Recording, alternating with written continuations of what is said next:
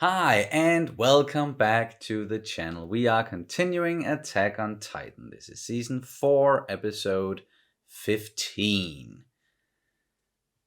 And yes, a lot is going on. The Jaegerists have taken over. We saw some of that in the previous episodes. And yeah, the last one ended with the whole Zeke Levi thing there again.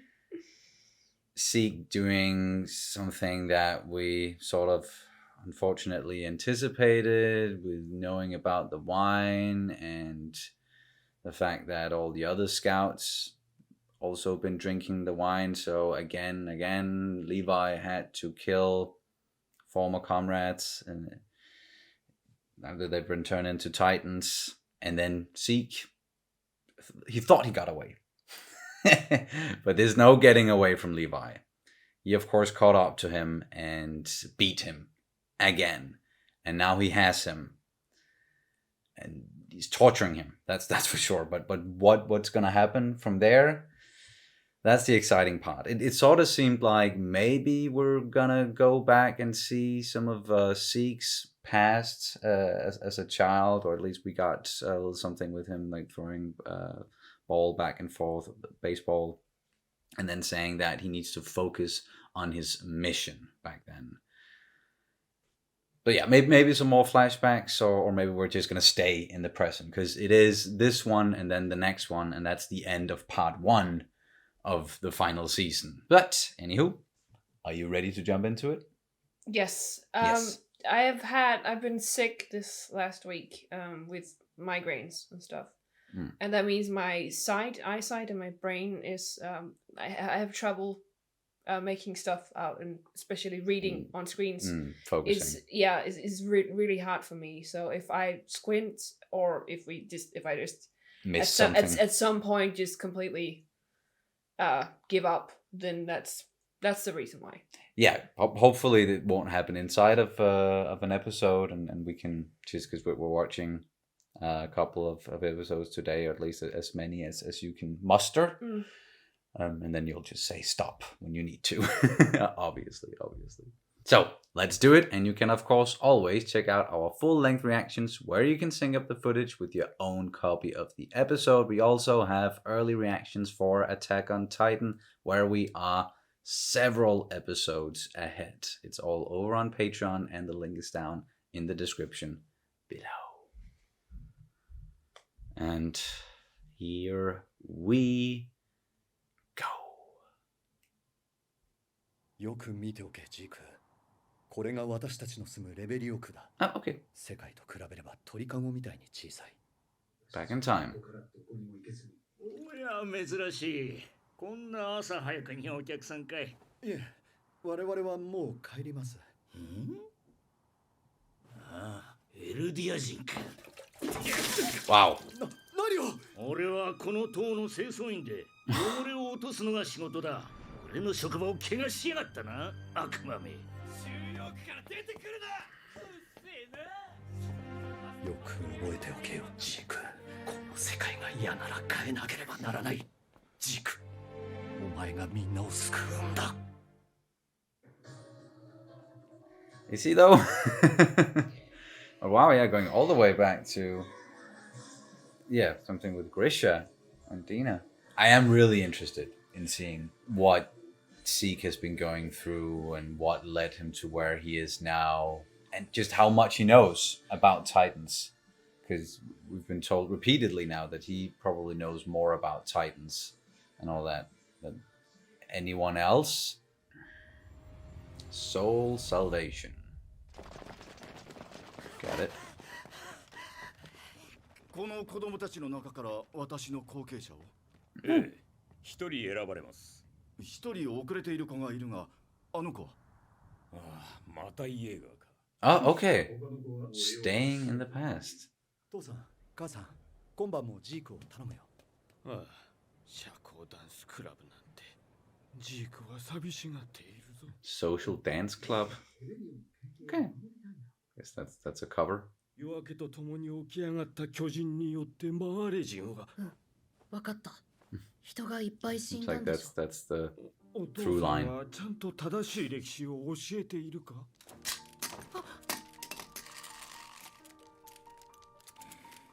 but he wasn't the best of recruits. 今日は早く終わったんだ。だからおお、そうか。じゃあたくさん勉強できるな。He just wants to be a normal child.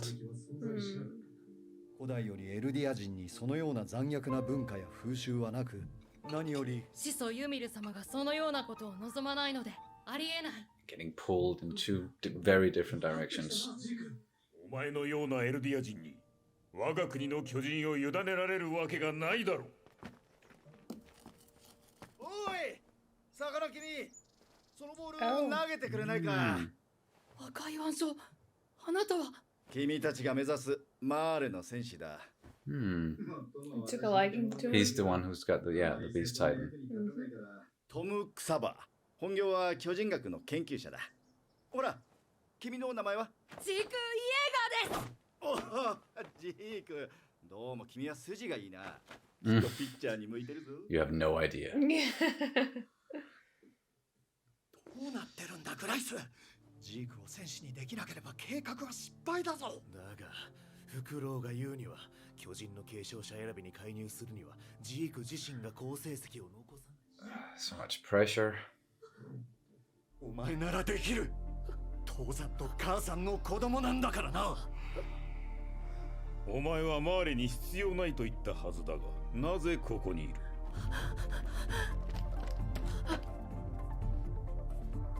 何をしているイーガー！走れ！走らんか！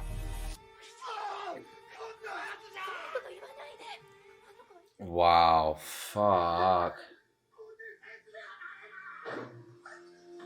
マーレのために寿命を縮め、他国を侵略するなんてバカらしくてやってられないよな。Yeah. クサバーさんはなんで戦士に？巨人の謎を知りたかったからさ。私は研究者だからね。すべては始祖ユミルが何かと接触したことから始まるらしいが。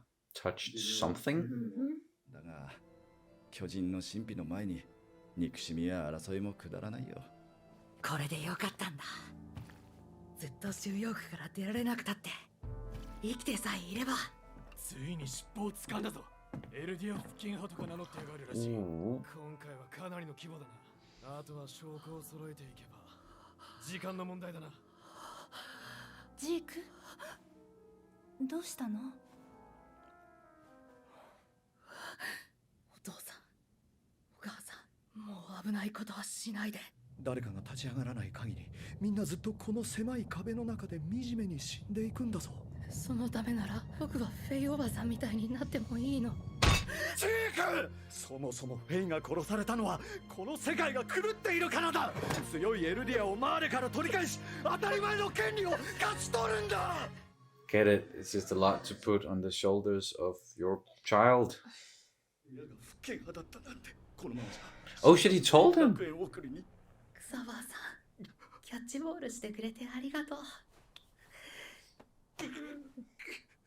じゃあ、行くね。告発なさい。自らマーレ当局に告発することでマーレに忠誠を示す。 That's where he got the idea from. 君を愛さなかった。ジーク、君は悪くない。君は賢くていい子だ。 This whole situation is just so fucked up. もう年寄りにはきついか。こら、まだそんな年。もうすぐ継承の任期を終える頃だ。そうだね。年寄りにもなれなかったが、Any. Well, all the others. 始祖の巨人がユミルのためにもたらしたさまざまな影響について。ああ、記憶を操作するとかいうあれ？記憶どころじゃない。体の構造も変えてしまうことができるんだ。まさに私たちユミルの民はどこにいようと始祖の巨人の一部のようなものなんだ。どうだ、怖いだろう。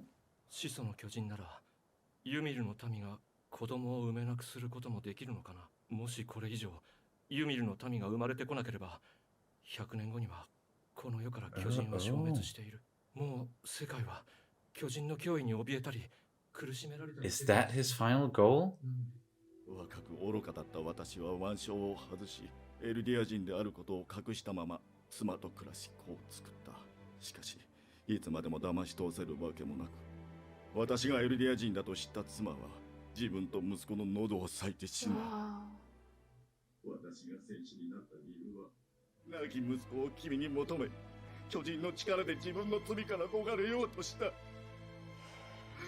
私だってこの世に生まれてこなければ。獣の巨人は俺が継承する。マーレのためじゃない。始祖奪還計画を成功させ、世界を救ってみせるよ。 That's what he's doing. 世界の人々を王家の血を引く巨人であれば、始祖の巨人の継承者と接触することにより、その能力を引き出すことができるはずだ。しかし力を使えるのは君じゃない。決定権は始祖の保有者に委ねられる。いわば君の役割は鍵だ。誰か信頼できる者に始祖を託すんだ。私たちの安楽死計画を理解してくれる誰かに。私はいつでも見守っているからな、ジーク。エレン・イエーガーだと。はい。エレンは始祖の巨人の保有者です。 Okay, now we're here. エレン、俺たちは被害者だ。お前はあの父親に洗脳されている。少し父親と似てきたよ。 Now we're getting it. The conversation. エルディア人安楽死計画に賛同してくれるのか。4年前、あることをきっかけに親父の記憶が開いた。親父が壁の王家一家を皆殺しにした時の記憶だ。子供たちの死が俺たちを生かした。そうか、父親は正しかった。そう思ったのか。いいや、親父は間違っている。エルディア人が生まれてこなければ、この町の住民もこれから俺たちの計画に巻き込まれて死ぬことはなかった。この世に生まれないこと、これ以上の救済はない。Whoa. 固い握手でも交わしたいところだが、まあ今俺たちが接触するのはまずいよな。代わりにこれを受け取ってくれ。エレン、必ずみんなを救ってあげよう。唯一の救い、 Soul salvation. エルディアの安楽死。お前はこれからくせえ巨人の口の中で、お前にしちゃ随分と安らかな死に方だろう。奪った仲間たちの命に比べてみれば。奪ってない、救ってやったんだ。 That's why he doesn't feel any remorse. サバーさん、見ててくれよ。 Levi! Oh, poor horse. No! Oh, that was mean. Wow, that was quite the important episode. Holy shit. So there we go. Now we know what the whole plan is about. Euthanasia? I don't know if I can pronounce it correctly. Euthanasia? Is that euthanasia? Yeah, to euthanize. Euthanize. Wow. It's not always easy. No, it's like, remember the anticipation thing? Yeah. Sometimes it's just you can't get the words out, but you know what we're talking about. So yeah, that's the thing. That's what Zeke wants, and apparently also what Eren wants. I still don't know how he reached that conclusion. It must just have been something inside of himself internally, and maybe with all the memories, and now he can access them fully or something. But he admitted that Grisha was wrong and he himself was wrong, and this plan that Zeke came up with, that's the soul salvation. That is how you end all the suffering, is with even more suffering, but to them, they're saving people by killing them, by, or at least, saving their children from being born, because that is the worst fate for a subject of Ymir, is to be born into this world, because it's just going to be more and more suffering. And that's a very stark contrast to what Carla said about being born into this world, because when you're born into this world, you're special. And this is basically the opposite. Like, well, you're born into this world, and you're born into this world in pain, basically. Like, yes. And the only way to be rid of that pain is to never be born. Yeah. So the best way, or the best thing they can do for the future generations of Eldians, or more specifically subjects of Ymir, is to make it so that they never get born, or they're never born into this world.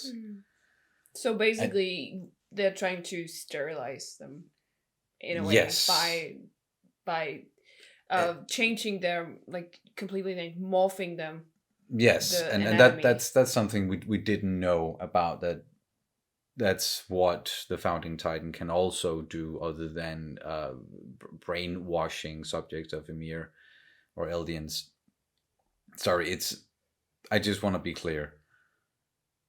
It's only the subjects of Ymir that can be affected by the Founding Titan, and it's only subjects of Ymir who can also turn into Titans. It's not, but it's not all Eldians, though. Because not all Eldians are subjects of Ymir, from how I understood it. So there are Eldians who aren't subjects of Ymir. I think so. But isn't that the whole thing? Like, the Eldian bloodline is, then, if you're an Eldian, then you're automatically a subject of Ymir. I thought it was, if you're a subject of Ymir, you're automatically an Eldian, but there are Eldians who aren't subjects of Ymir. It's just, feel free to correct us in the comments. That's at least just how I understood it. And we can't look stuff up, because then we will most likely run into spoilers. So that's why, like, sometimes if we're confused, like, we can't just look it up. We're gonna have to rely on our memories, and then you guys in the comments telling us things, or making some of the stuff clearer to us, without spoiling, of course. But anywho, that's at least their plan, to euthanize that entire species, or branch of species. And I don't know how to feel about it, really, because I understand it. I do, and I understand looking at it as this is the absolute only way to phase out Titans completely, so that there won't be this element that is kind of skewing the power balance back and forth all the time and through history. And it is the existence of Titans that has been at the center of all of this suffering, but it is also taking away the choice for Eldians or subjects of Ymir to ever become something else, or become something more, or to, I don't know. I don't see it as them taking away their choice. I think I'm not really sure how this is supposed to work. Like, so what are they going to change? Are they going to change the way that so that aliens or subjects of Ymir can't turn into Titans, but they can still procreate and still just be like normal people? Why can't they do it like that? Because if the Founding Titan can rearrange, change them genetically, and change their DNA so that they can't have children, can you do something else? Like you just said, and make it so that they just can't turn into Titans anymore, and just stop it there? Or is that an impossibility, and that's why you have to go with the plan where you euthanize everyone, and then there will be no Titans in about 100 years? Yeah, and that's what they're planning, is still some sort of genocide, right? Because if they plan on every alien to not be able to have kids, then that race will die out. And I just see a lot of what ifs scenarios from that what solution. For example, as well, if let's say, okay, they decide to do this euthanization thing, and then they the rest of the world is like, yeah, that's fine, you did this, but you still have to atone for your sins, so you still have to live in we're still horror. gonna treat aliens the same way, or what if they still treat them exactly the same, and then suddenly they just gave up their power? So I'm not saying it's just some of the thoughts, and because I definitely understand. Well, if it means that everybody can coexist, if the result is that they all denounce their Titan powers in a way, if that could do it. But the thing is that the way that people, the way that humans are constructed in the head, that they would probably fight it. They will hold the grudge. Oh yeah, possibly. But I don't know. But that's just that's just the way that a lot of people work. Yeah, there's also the thing where if they do succeed in doing this, what's like, you never really know what's going to happen in the future and how people are going to react and whatnot. So how can they be 100% certain that someone won't just fight them and eventually maybe reverse that whole thing if they can, or use their royal blood to use Zeke's royal blood and someone will become the founding titan instead, or eat it? Like there are still uncertainties in that plan, whereas if you can just change the subject of Ymir on a genetic level however you want, however you see fit, then wouldn't the better plan just be to make it so that they just can't turn into titans anymore, just from this point on, and then just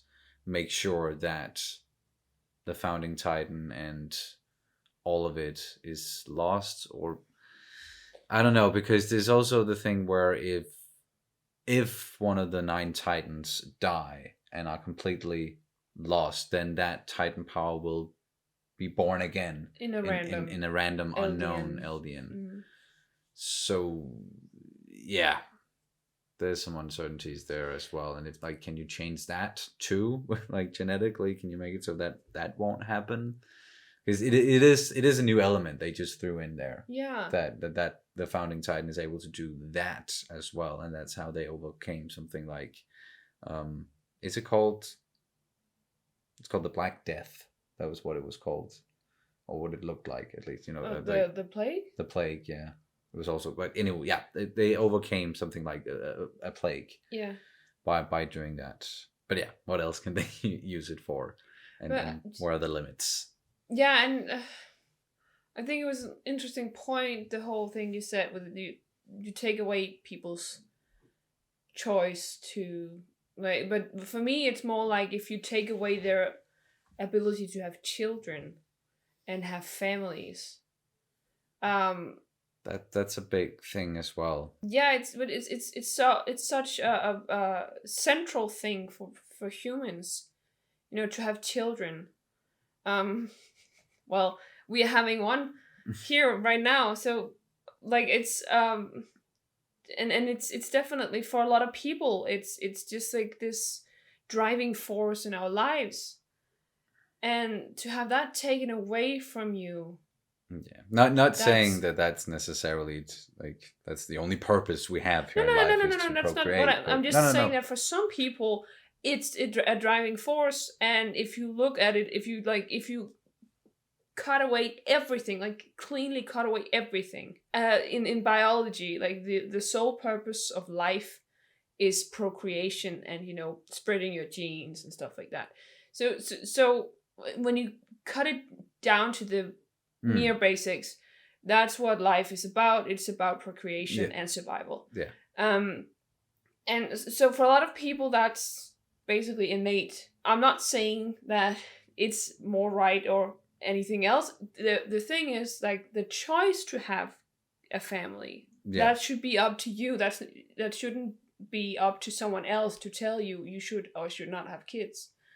No. And that's the thing that I think is very interesting and about this whole and the whole at least that's the problem or not. I don't, I'm sorry, I don't have English words today.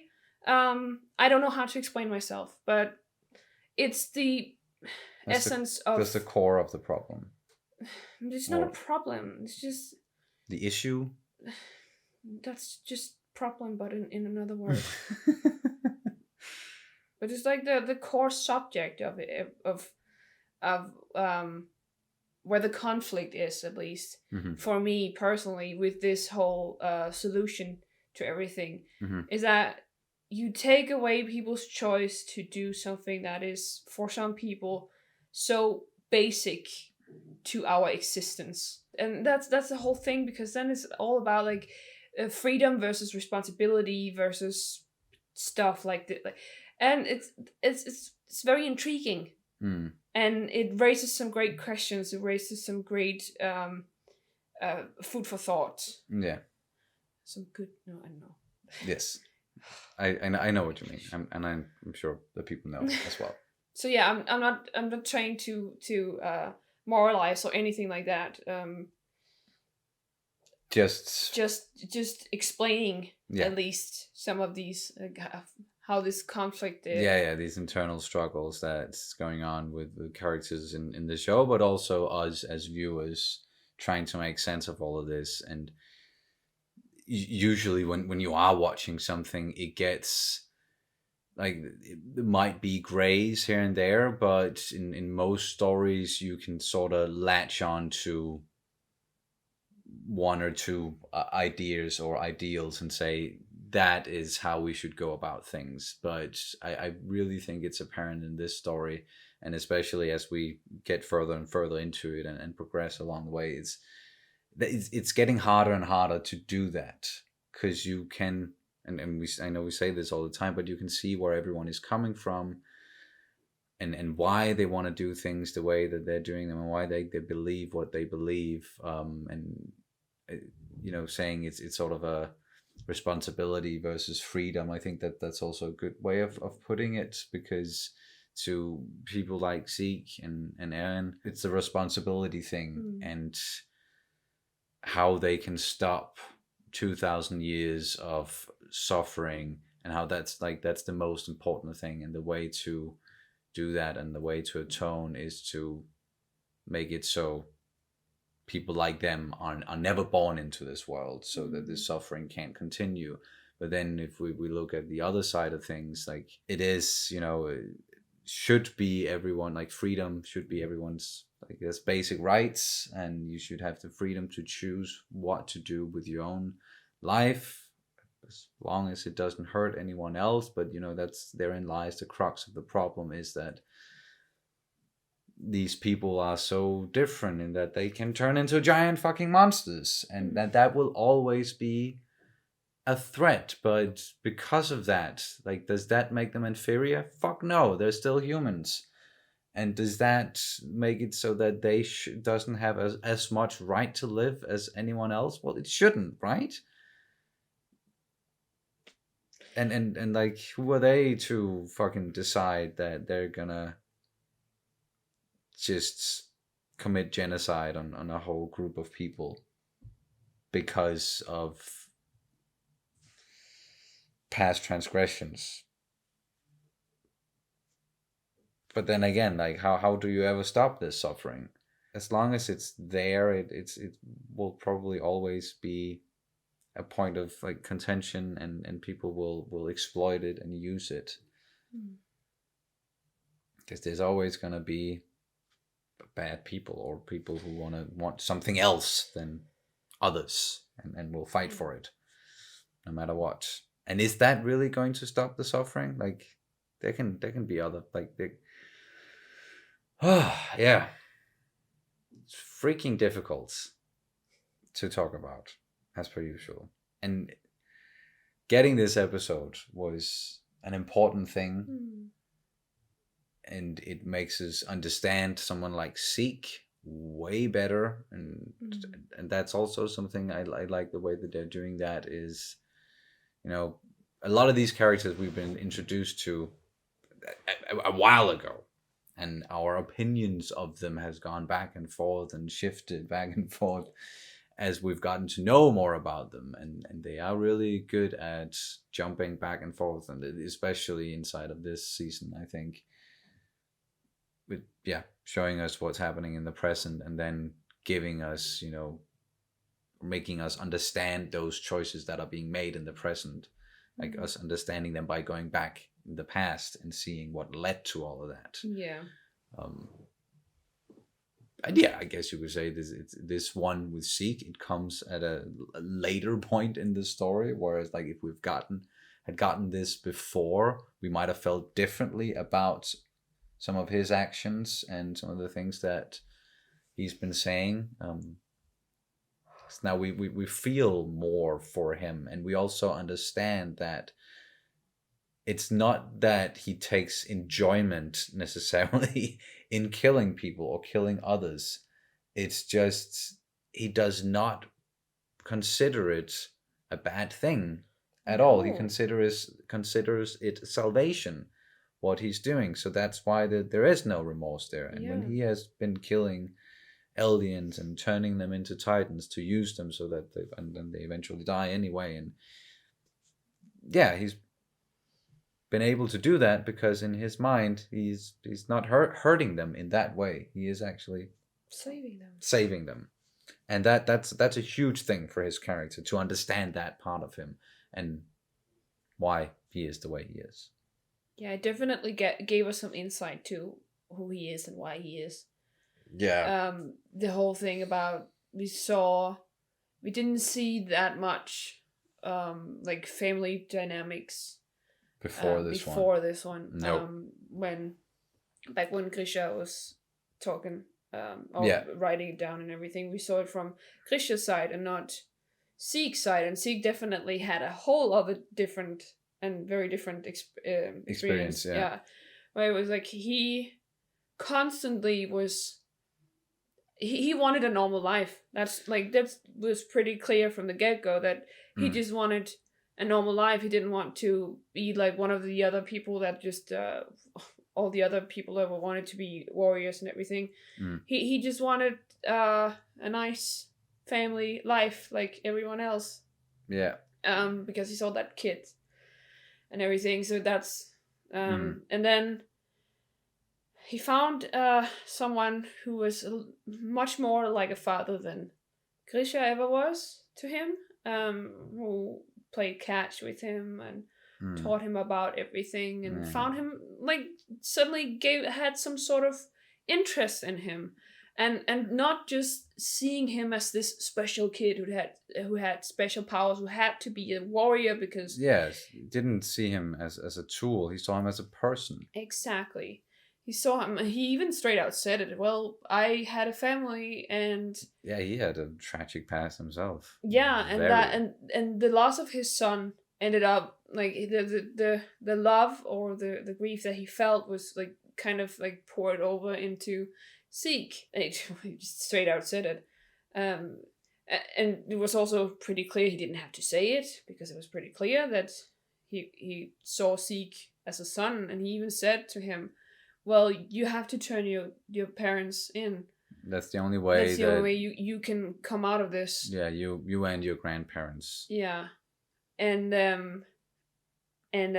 well, your parents never did anything for you. They never cared about you. They've just been terrible to you. Exactly. And yeah, I don't know exactly. I don't want to say that Grisha or Dina never ever cared about Zeke or anything like that, but at least from his perspective, from Cassava, however you pronounce it, from his perspective, he definitely didn't want to lose someone like Zeke, and I'm sure like at that point he had made up his mind about, this is the one I want to pass on my Titan to. perhaps, or No, no, no, not. I'm sorry. At that point, he didn't want him to, because you won't live a long life and all that. It wasn't until later. But at least, like, he cared for him so much, and he didn't want to lose him. So it came from that. And then I think that's, that was why, or that was the catalyst for why Zeke turned them in to begin with. And then later on he came up with this plan, and after getting told the history from both his father and his grandfather, and like two very different versions of history, and trying to like see it from both sides maybe, and then he reached the conclusion that this is the only way that the suffering can end. And then, of course, later he sort of spread that to Yelena and the others who believed in him, and then we got the conversation with Eren, who sort of also reached that conclusion on his own, it seemed, and they just agreed, and there we go. They even, like, and the thing is with Grisha, because we saw a lot of, up until this point, we've seen a lot of it from the party's perspective, and especially also through what we learned through Grisha, and also thereby they have a lot of his perspective on it. So they basically saw the way that he taught them, Eren and Zeke. They saw it as indoctrination, and I can also see where they're coming from, because he was very stern with them, or at least with Zeke, and just it hurts so much when you see a kid that is doing their absolute best, and then they are constantly being put down, and not supported by the parents, and they're just disappointed in them, and it hurts so much, and I could definitely feel all that pain from Zeke, and this pain I also think that was the catalyst of why he ended up turning them in, because, well, they were just they didn't really treat him like a kid, as you said. They're more like a tool, and that's sad.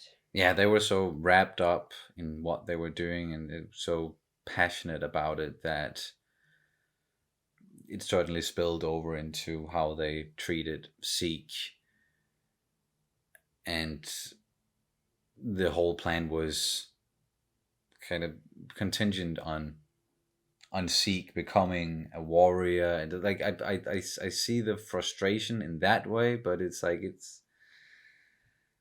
it's your child.